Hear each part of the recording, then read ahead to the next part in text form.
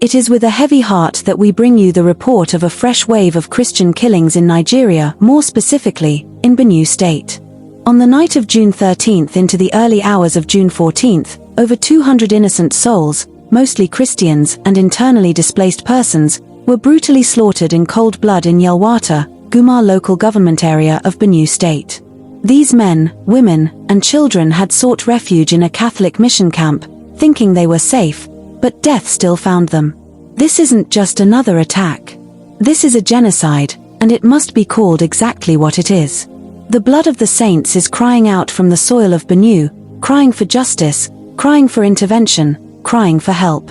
A history of targeted Christian attacks.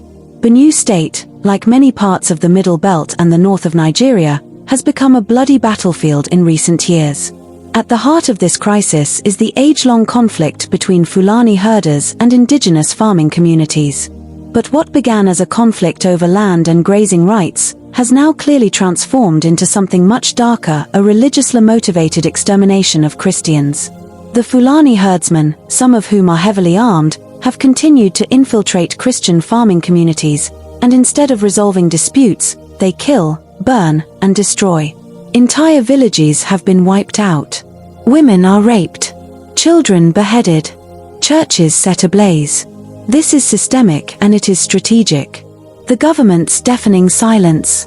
One would expect that with the scale of the bloodshed, the Nigerian government would rise in urgency and fury to protect its citizens.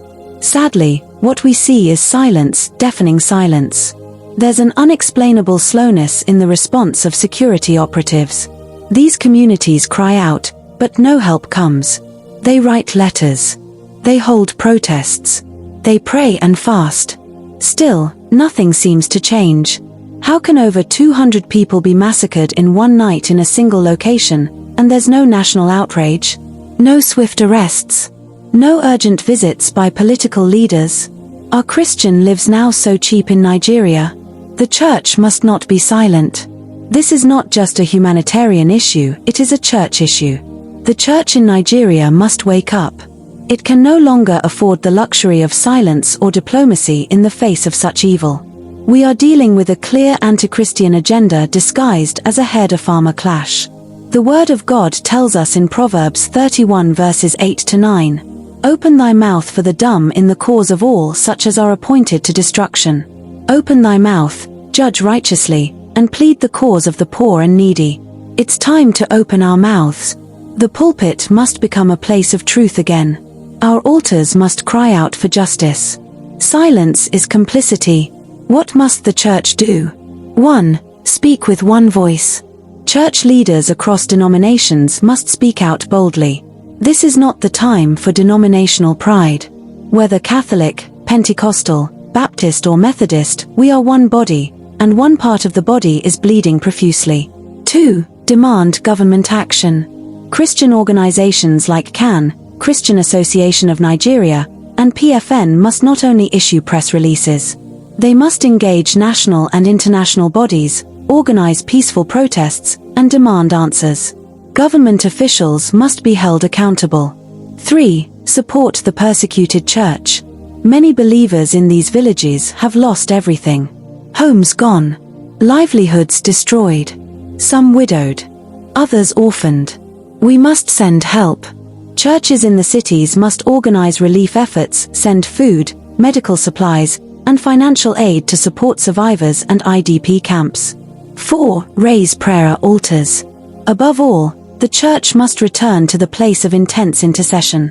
Prayer remains our highest weapon. We must gather across the nation to travail in the Spirit.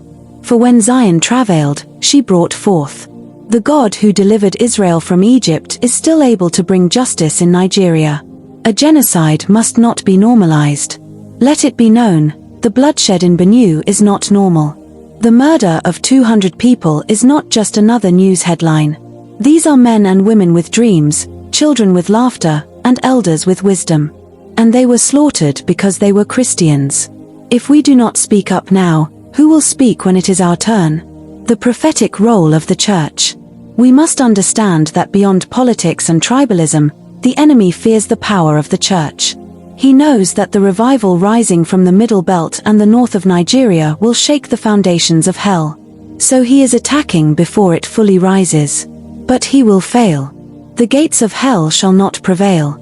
Let the church arise. Let our voices be heard from the altars to the airwaves.